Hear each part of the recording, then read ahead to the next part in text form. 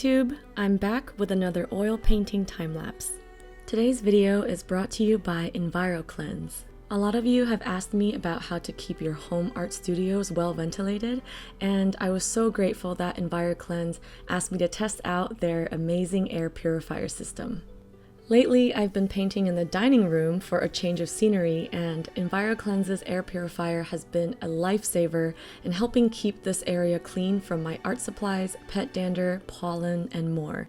They use a hospital-grade HEPA filter and their own patented earth mineral technology air cartridge that work together to help filter out dust and particles, as well as removing and neutralizing VOCs and various odors.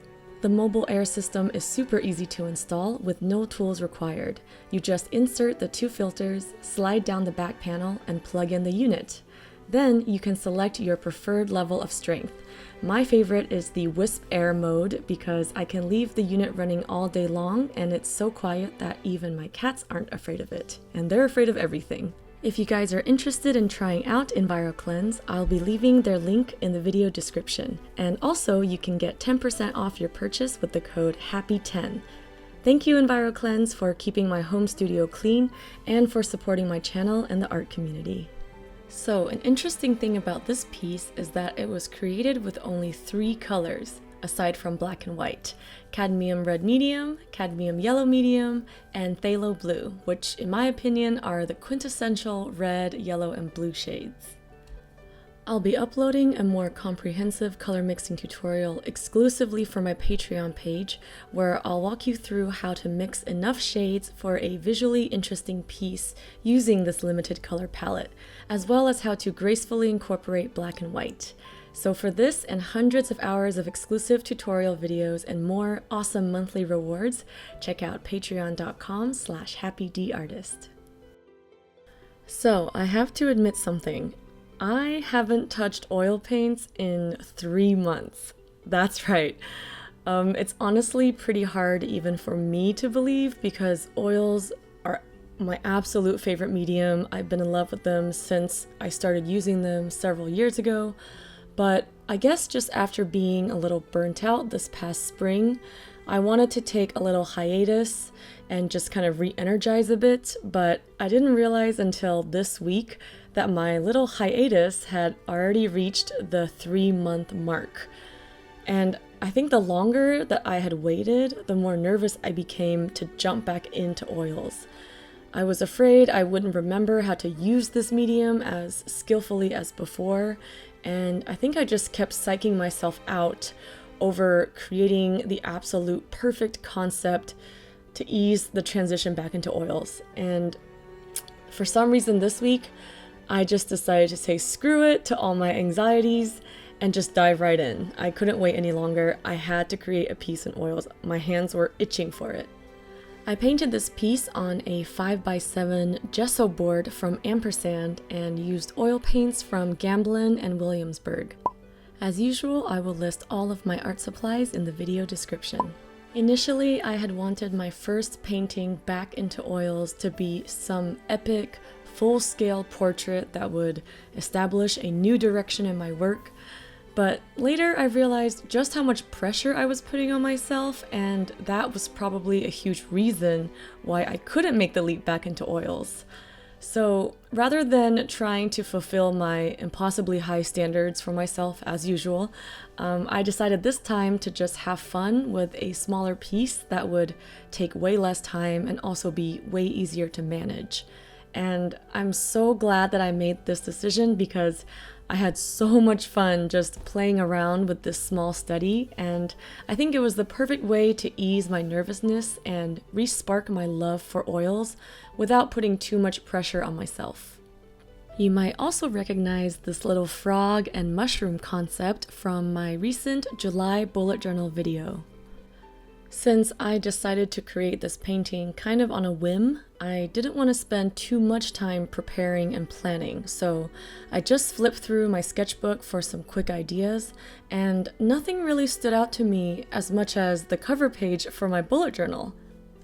I just think there's such an adorable story here of friendship between this poisonous frog and his little poisonous mushroom. I kind of imagine them as two lonely creatures who everyone else in the forest is afraid to approach, given that they're poisonous, of course. But then one day they meet each other and they immediately bond over their similar predicaments. But since they're both poisonous, they aren't afraid of each other and they become instant friends. And ever since that day, they are just this inseparable pair.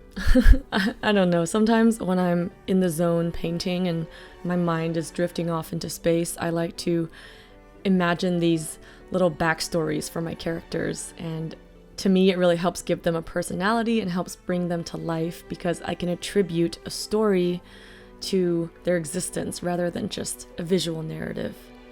And another old habit I tried to shed with this piece was perfectionism.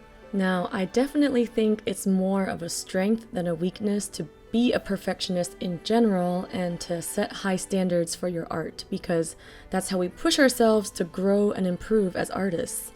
But in the past, my own perfectionism became almost a liability because I would spend so many hours trying to fix or polish up little details that may not even be noticeable to anyone else but me. So in this painting, I wanted to free myself from my own mental chains and just let loose and have fun. Not every single painting has to be a representation of your best work or a huge stride forward in your technical skills or creative vision. Sometimes it's nice to just indulge in the fun experience of painting, with no strict bar to meet or lofty goals to accomplish. And that's why this piece only took me 90 minutes to finish. I think that's probably the fastest I've painted in like 4 years in terms of a painting this size. I had to basically force myself to put my brush down at the end because I still had that instinctive urge to keep rendering the details to make things look more realistic and smoother, but I stopped myself at the 90-minute mark. I thought about my priorities and decided that it was more important that I actually finish this piece on time so that I could make this video for you guys before the month was over. And even though there are still a few small improvements I could make in a few areas that reignite that urge to keep painting, I'm overall pretty content with how the painting looks as is. I think moving forward, I will make time to paint more of these small studies and establish a 90-minute or 2-hour time limit for myself. Basically, challenge myself to see how good can I make a piece look in under 2 hours. And hopefully with practice, these smaller studies can help me get rid of that paralyzing perfectionist mindset that has plagued me so much in the past.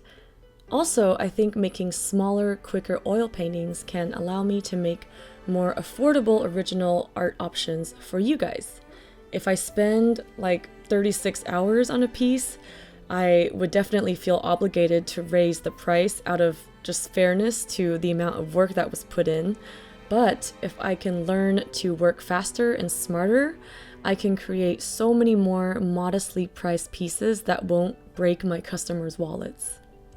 And that about wraps up today's video. I hope you all enjoyed watching me create this little oil painting study featuring an adorable little frog and his mushroom best friend.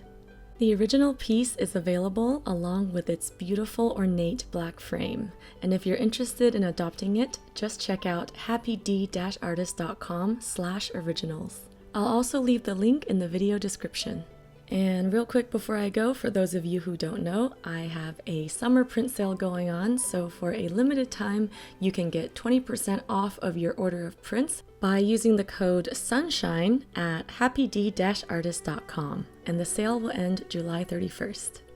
Also, if you want to check out more artworks, works in progress, and just random daily artist adventures, feel free to check out my Instagram, and you can follow me at the handle @happydartist. And if you're interested in learning more about how to paint and draw, I have lots of art educational content on my Patreon page, including exclusive video tutorials, step-by-step photo tutorials, live streams, podcasts, and so much more, all available at patreon.com/happydartist. I'd love to have you join my Patreon family. Thanks for watching, and I'll see you in the next one. Bye!